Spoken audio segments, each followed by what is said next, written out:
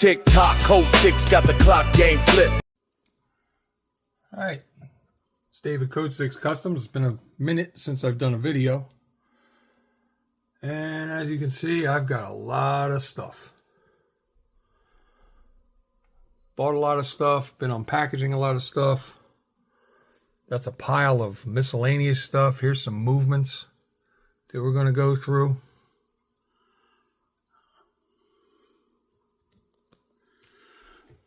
So, these are future antique mods. This is, I'm kind of doing a half round this time. I had a couple back ordered cases. So that is going to be a 40 millimeter in the next coming week or so. That's going to be a 36. That's going to be a 36.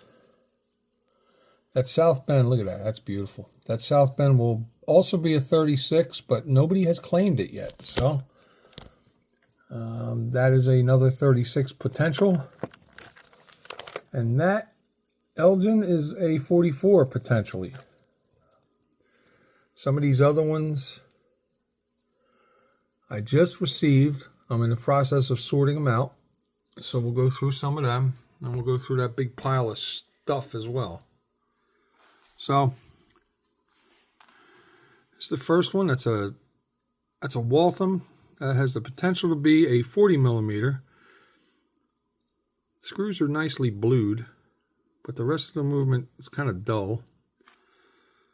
So, possibly new dial and hands, and that could turn into a 40 millimeter. Look at this one. I love this one. This is in Illinois. But look at those numbers. They just don't do stuff like that these days.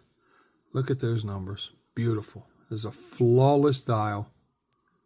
This has the potential to be a 44 millimeter. There's an 11 joules, so it's kind of like mid-range. It's not a high end, it's not a low end, but it's a good movement. But those numbers, boy, that's what we're here for. And that is a flawless dial. So that could be a 44 millimeter. These next two, oddly enough, these next two both share the same problem. One's an Elgin, one's a Waltham. And around the time I unboxed all these movements, it was about 20 after 10. And I set them up, I wound them up, and the hands haven't moved. So that means there's most likely a cannon pinion issue. Perfect blued hands on that. It's either a cannon pinion issue or it's something as simple as a dial washer not putting enough pressure on the hour wheel. Regardless, that has potential. This one's very cool. I really hope I can use this one. I hope this is a simple fix. Beautiful cream dial, but look at those raised gold numbers. It's the kind of stuff I love. So that's a Waltham. That's a 17 joule Waltham. Nice piece. That has the potential to be a 44 millimeter. Here's another Waltham. Kind of an oddball dial. That's not your classic Roman, but it is a Roman. It's got brigade hands. This dial is very thin. This movement is very thin. It's a Riverside 19 joule, adjusted to 5 positions, so this is no joke of a movement. But again, it's very thin, so I don't know if my cases will handle it. But very cool. This Hamilton is dead in the water. I had kind of high hopes for this when I bought it. I love those numbers. So they're raised numbers, and then they're also like just a really cool style. Scratching the dial, and it's not a runner. Balance looks free, but I'm going to have to go through that to see what's up. Come down to this Hamilton, which is also dead in the water. Beautiful hands. If nothing else, I could use the hands and the dial. I mean, these movements can always be rebuilt. The balance wheel is not happy on this for sure. It'll run in that position, but when you turn it over, it will stop. I guarantee it.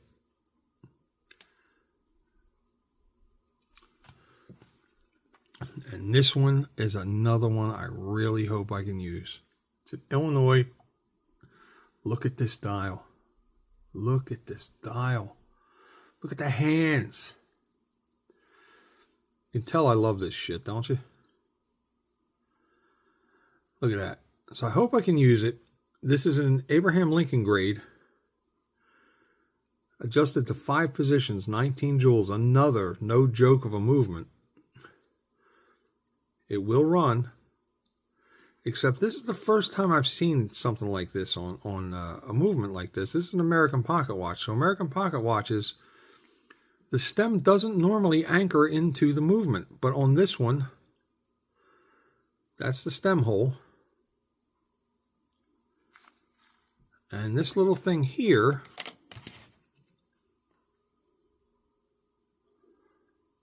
is the set screw. So the stem goes in, you loosen the set screw, the stem goes in, the set screw tightens down on the stem and it locks into the movement.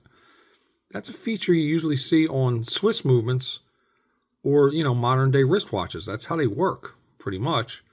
So I'm going to have to sort this out a little bit, but look at this dial. Oh my God. I still haven't made one of these for myself. This might be one. Although 44 millimeter is a little big for me. But you can see it's running. And if I can put a wind into it and set the hands, I'm sure that's going to be a good runner. Let me go up here to these complete pocket watches. This I bought. It's an 18 size. I liked the dial. I thought it might have been a mother of pearl dial. It is not. And it's way too big for anything I do. It's a Silveroid case. So, not necessarily a spectacular pocket watch. I can't do anything to convert it, so I'm going to sell it. But it's a good runner. This Elgin I had a lot of hopes for, but no. It runs and stops. I'm going to have to tear it down, see what kind of issues it has. Got good hands, got a good dial. Case is most likely rolled gold. So yeah, that's what I'm going to have to dig into a little bit. These two little ones, that's a ruby. Never heard of a ruby.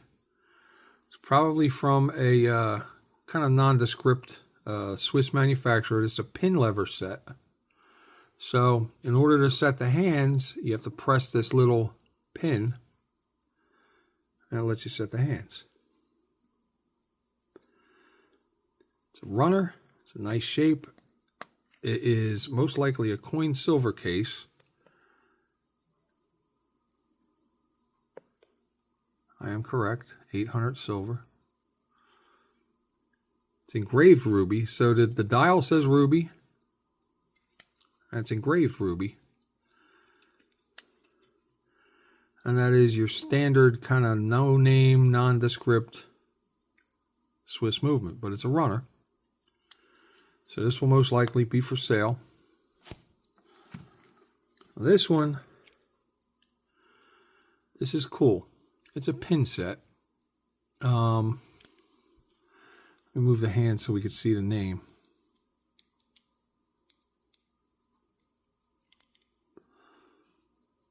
H.W. Curtis, Knoxville, Tennessee.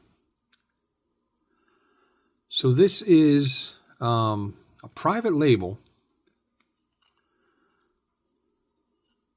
Not sure about whether it's silver or not. It's not marked. It's engraved George to Carey, 1893. Christmas 1893. How cool is that? This,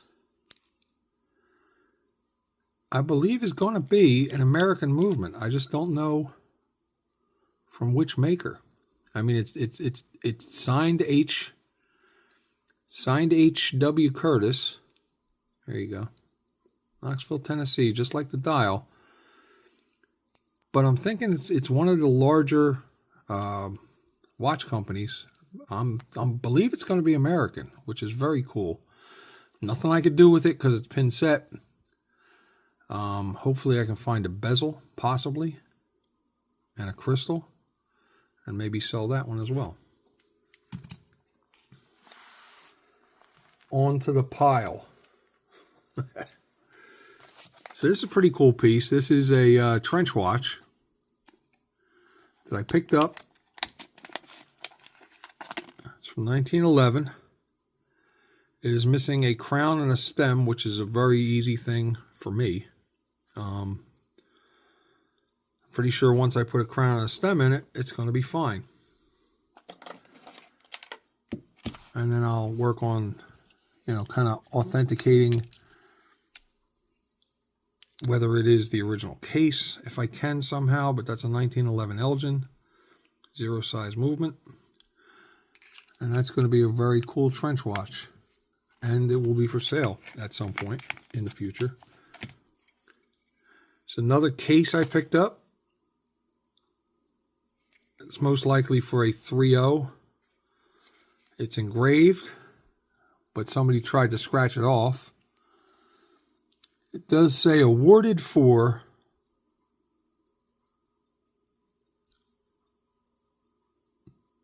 October 1931 selling record. I can't see what it says on the bottom. Somebody along the way tried to scratch that off, but this is a very cool piece. It does have the crown and stem, so we're halfway there. And I'm sure I have a movement in the dial. It's somewhere for it.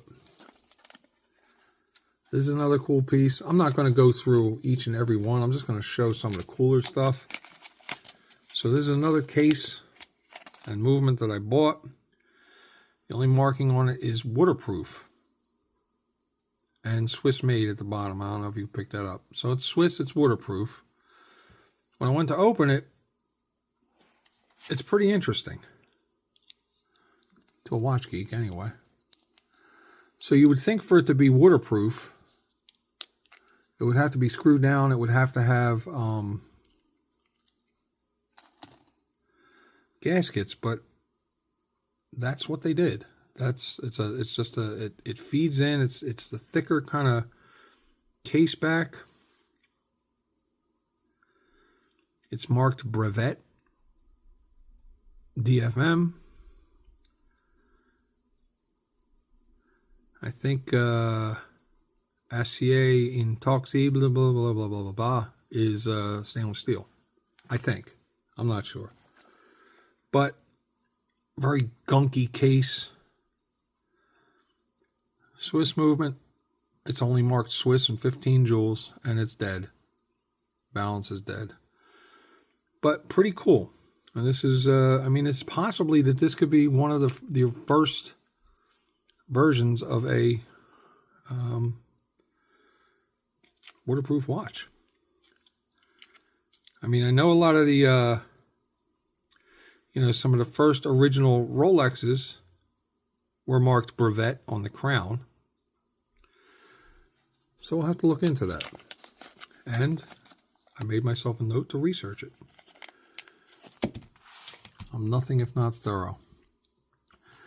So I picked up another Hamilton that runs face down, but not face up. We got to look into that. This is a Waltham 14 size. It's definitely not something I could do anything with as far as conversion. That'll probably be for sale. Got an Elgin 10 size. These are oddball size. It runs face down. It's bad balance or bad staff or something. Key wound. Pretty cool though. All this stuff I can't use will be for sale. There's a Rockford. It's a non-runner. Bad balance. 8 size. Kind of nothing spectacular there. We got an 1895 to 98 Waltham. It's an 1890 model. That's one of the common 6 sizes. 7 joules. It runs, but there's a time setting issue. So I'm going to have to look into that. It's an 1898 Atlas. Atlas was, and the movement is signed Atlas also. But this is actually an Elgin movement. Elgin made movements for Atlas. Balance is freeze, wound tight, so I got to give that a look. This is a Howard. Balance is okay. The escapement's bad. Something, either the pallet fork or something. For whatever reason, this has no dial feet. So we're going to put that in an I got to look at it deeper pile. This is Swiss. Beautiful, beautiful dial. Flawless, beautiful dial. Unmarked. Unmarked movement. So common for this era of pocket watches. Key wound, of course. That'll end up for sale because I don't know what it is. I can't. There's nothing I can really do with it.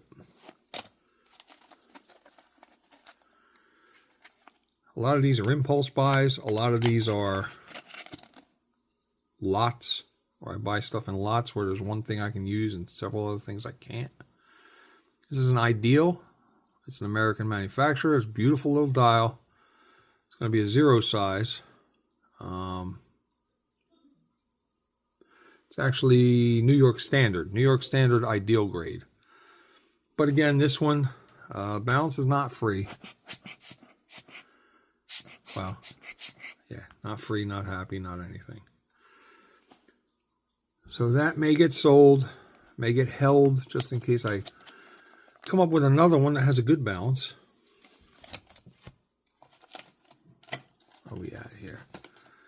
I mean, we got a little Elgin that the balance is free, but it runs and stops. I got Waltham 0 size hands. This is all stuff I've kind of scavenged. This is cool. This is a 3/0 size. Missing the crown and stem. Got to glue the crystal in. But that has the potential to be another nice little trench-ish watch. Got a nice Elgin blue 0 size dial.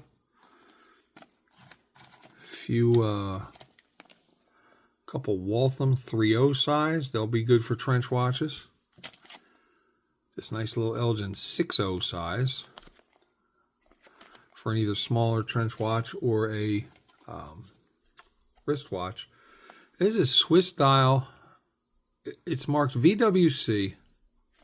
It's Swiss because there's 2 dial feet.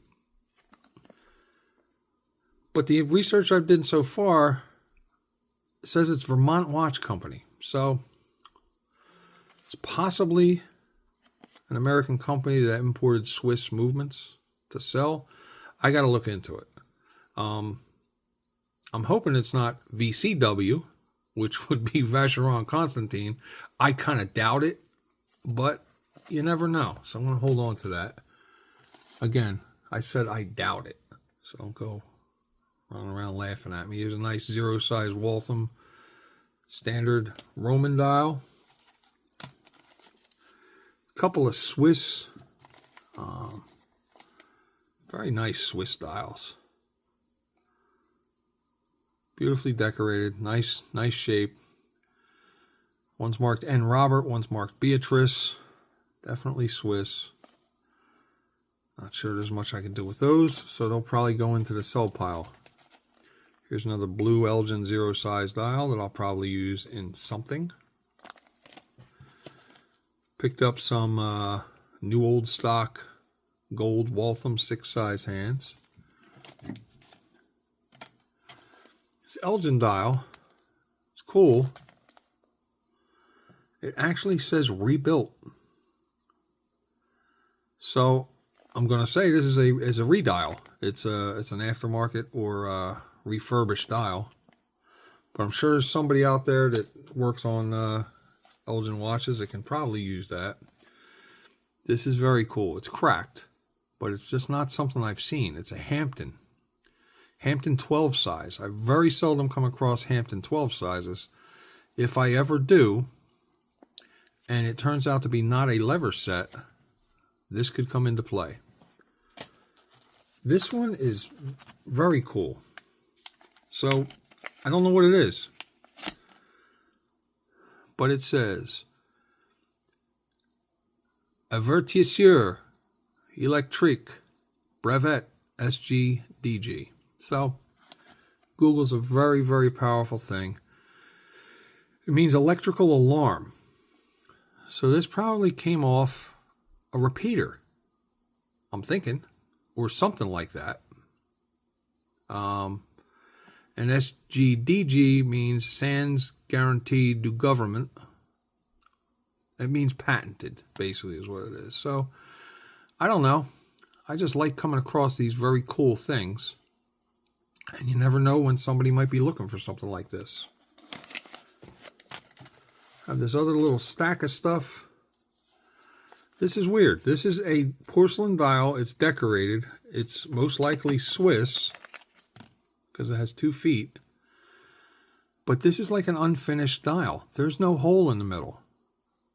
And the dial feet are very long. So this is a dial that obviously has never been in a watch. It looks like they left the dial feet long before they installed them back then. Does have a center mark, but no hole. Very cool. So, possibly from a custom dial manufacturer. I don't know. This is a very cool Elgin, and I'm really going to be using this for sure. Love those numbers. Love that the Elgin mark is raised. I don't know if this is an original dial. It could be, and most likely is, a redial. But wow, I do like that. I do like that. And around the seconds subdial, they're raised also. I'm using this. I don't care what it is. I'm using it on something.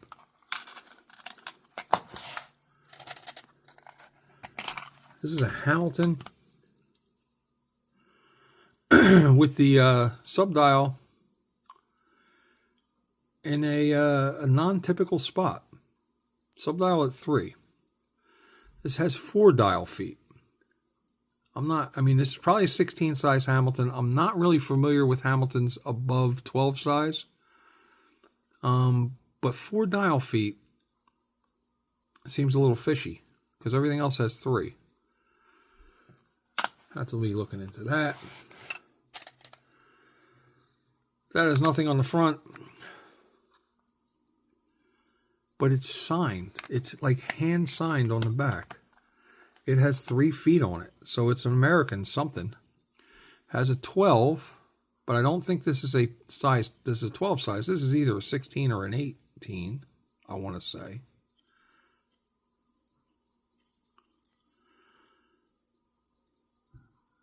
But it's hand signed. I can't read it. But very cool. Another big one. This is 18 or 20 maybe even. This is huge. Swiss.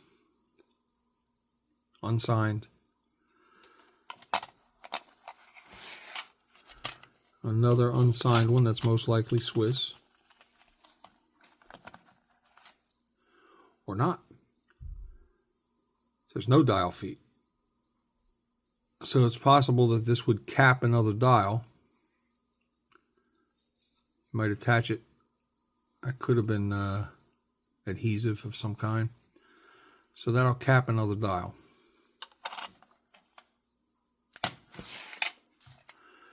And this one is like 3D. It's domed. I don't know if you can see that. It is a domed dial, which I have not seen a lot of. And it's got some oddball holes in it.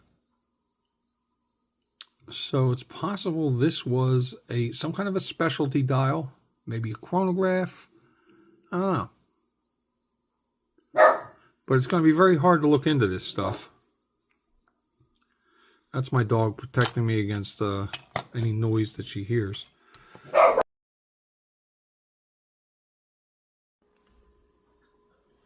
Lexi, what do you got? A new toy? What is it? What do you got? What do you got?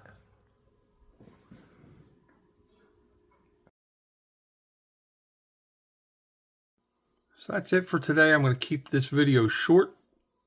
Oh, I also got a broaching set, a Bergeon broaching set for working on hands when I need to. So that was the other thing I left out. But that's it for right now. Going to be doing another round of antique mods. You can get in on that right there. At C6C Watches on Instagram. It's where we do all of my pocket watch conversions. That's a 1921 Elgin on a Timekeep strap. If you don't know Timekeep, he is a seller on Whatnot. Whatnot is a live stream sales app, and he has the nicest bands. That's a 1902 Waltham. That's actually a custom commissioned GMT that I did. That's got an NH34 Seiko movement. But that's it. I'm going to keep this video relatively short. Again, if you want to contact me, talk about custom commissions, talk about antique mods, pocket watch conversions, anything you want to talk about, Instagram at C6C Watches. Appreciate everybody's support. Yeah, tick-tock, code 6, got the clock game flipped. Antique vibes, they make the pocket watch drip. Old school soul with a new school gleam. Other shops mimic, but they chasing a dream. Code 6 custom.